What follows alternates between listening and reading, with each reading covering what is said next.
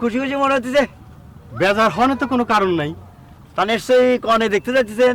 এটা তুমি কিরম প্রশ্ন করলা শামসু? কেন? গোয়ালি হাটে যায় দুধ বেচতি নাকি মাছ বেচতি, এটা আমার পেশা।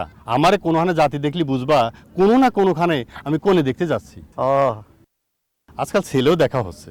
তা বর ছেলে দুই চারখান দিয়েছে নাকি? দেখবো না আবার, তবে কোনে দেখা চাইতে ছেলে দেখার পেমেন্ট একটু বেশি। হাতেম ভাই, তোমার পেশাগান বড় চমৎকার হয়েছে। বৎসর খান ভরে মানুষের বাড়িতে ভালো মন্দ খাওয়া, তার সাথে নগদ টাকাও আছে। পারলে তুমিও নামে পড়ো।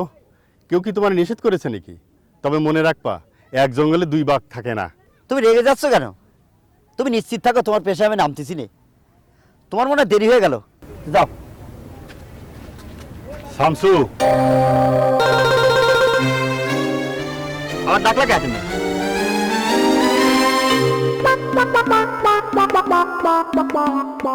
তোমার একখান কথা কই। কম এই বয়সে ইরাম কাপড় চোপড় পরে থাকবা না, সবসময় ফিটফাট হয়ে থাকবা। কেন ফিটফাট হয়ে থাকতে হবে কেন?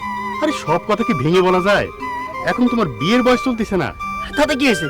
আজ কি তোর আমার মেয়ে পক্ষে দেখতে আসতেছে না? কে করতে পারে কও?